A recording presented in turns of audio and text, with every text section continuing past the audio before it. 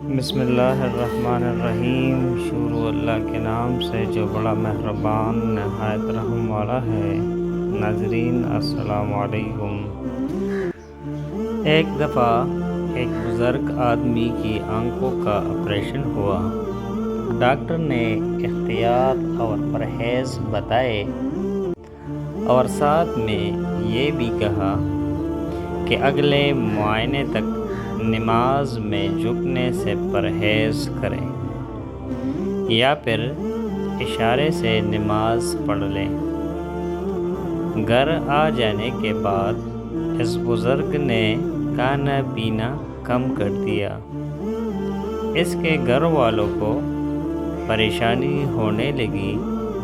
انہوں نے دوبارہ ڈاکٹر سے رجوع کیا تو اس نے کہا کہ ہو سکتا ہے روٹی یا کھانا چباتے وقت آنکھوں میں درد ہوتا ہو، اس لیے آپ نے نرم چیزیں کھلانے کا کہا۔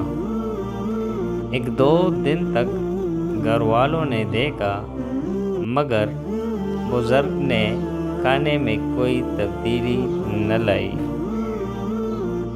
کچھ دنوں بعد انہوں نے بزرگ سے پوچھ لیا کہ آپ کھانا کیوں نہیں کھا رہے؟ ڈاکٹر نے تو سجدہ کرنے سے منع کیا تھا، نہ کہ کھانا کھانے سے۔ تو بزرگ نے جواب دیا، جس کو سجدہ نہیں کر سکتا اس کا رزق کھاتے ہوئے مجھے شرم آتی ہے۔ ناظرین، اس واقعے میں ہم مسلمانوں کے لیے بہت اہم سبق پوشیدہ ہے۔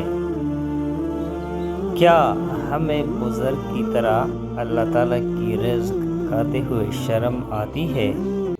کیا ہم روزانہ 5 وقت نماز پڑھتے ہیں، اللہ تعالیٰ کو باقاعدگی سے سجدہ کرتے ہیں اور جو رزق ہم کھاتے ہیں اس کا شکر ادا کرتے ہیں کہ نہیں؟